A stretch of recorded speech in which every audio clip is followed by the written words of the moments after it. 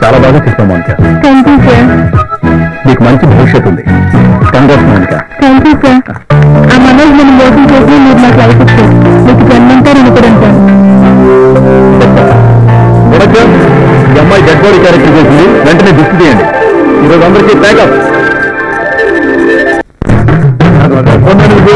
ఉంది cinema shooting అన్నట్టుగా లేదు. ఇంకేంటి సంగతులు? సరే చెప్పు చెప్పు చెప్పు. ఏంటండి ఈ సినిమా అనేది ఈరోజు తీశారండి? మరి అంతే చేస్తారు సినిమా. ఏంటండి సినిమా? దీనికంటే మా ఊర్లో తోలుకోను డైరెక్టర్ సినిమా కంటే నాటకమే సూపరాయా. సినిమా ఈ సినిమాలో నా పేరేసావంటే డైరెక్టర్. అవును నాకు తెలియగలుగుతాను. చెప్పు. సినిమాలో నట్లు ఎక్కడే కనబడి ఎంతసేపు ట్రైన్లు, లైట్లు, లైట్ మ్యాన్లు, లైట్ బాయ్స్, ప్రొడక్షన్ బాయ్స్ ఇవే కనిపిస్తారండి. శాటిలైట్ సినిమా అంటే ఎట్లా ఉంటుంది మరి? నీకేం తెలుసు? శాటిలైట్ సినిమా అంటే ఇలా ఉంటుందా?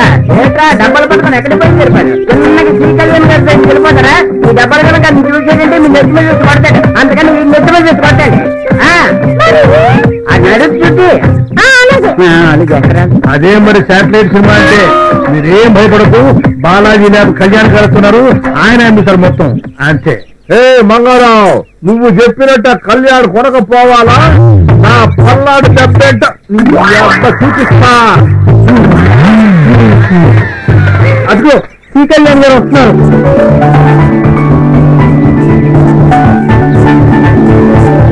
మంగారావు, బజ్జీలు బోండాలు అమ్మటం మానేసి సినిమా తీసావంట. ఈ వారం మొదలు పెట్టాను. ఈ వారం ఫస్ట్ కాపీ వచ్చింది.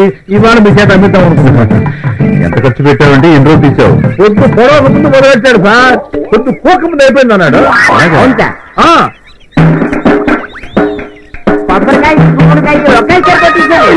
ఏం సినిమా మంగారావు?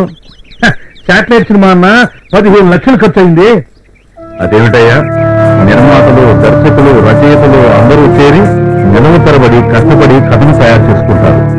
మంచి మంచి నటుల్ని, టెక్నీషియన్ ని సెలెక్ట్ చేసుకుని కోట్లు పెట్టుకుంటారు. నీలాంటి వాడు వచ్చి ఈ రోజు ఇలాంటి పిచ్చి సినిమాలు తీసి నిర్మాతల, దర్శకుల చెరువు పోగొట్టుకున్నారు. ఇదిగో ఈ సత్యంలాగా మంచి మెసేజ్ ఇచ్చే సినిమా తీయకపోయినా పర్వాలేదు, కానీ ఇలాంటి చెడ్డ సినిమాలు మాత్రం తీయవచ్చు. అయితే ఈ సినిమా పనికిరాదంటావా కళ్యాణన్న? ఖచ్చితంగా పనికిరాదు. ఎట్టి పరిస్థితుల్లోనూ కొనరు. మీ అందరికీ చెప్తున్నాను. ఇదిగో జాగ్రత్తగా వినండి. ఇలాంటి మోసగాళ్ళని మీరు నమ్మొద్దు. హాయిగా మీరు మీ ఊరెళ్ళి హ్యాపీగా బతకండి. ఇలాంటి వాళ్ళని నమ్మొద్దు. వస్తా. ఏటీలో శబ్దం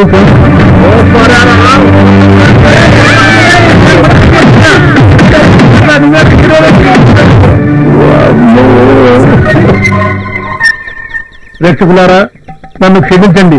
నేను ఇటువంటి పిచ్చి సినిమాలు జన్మలో తీయను. పిచ్చి సినిమాలు కాదు, నేను నా బజ్జీలు, గారెలు అమ్ముకుంటాను తప్ప సినిమాల గురించి పోలేదు.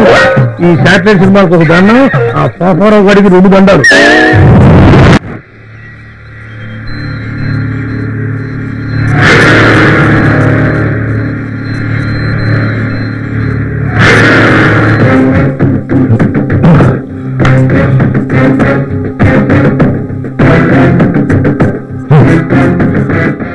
సత్యం కూడా మన కొంత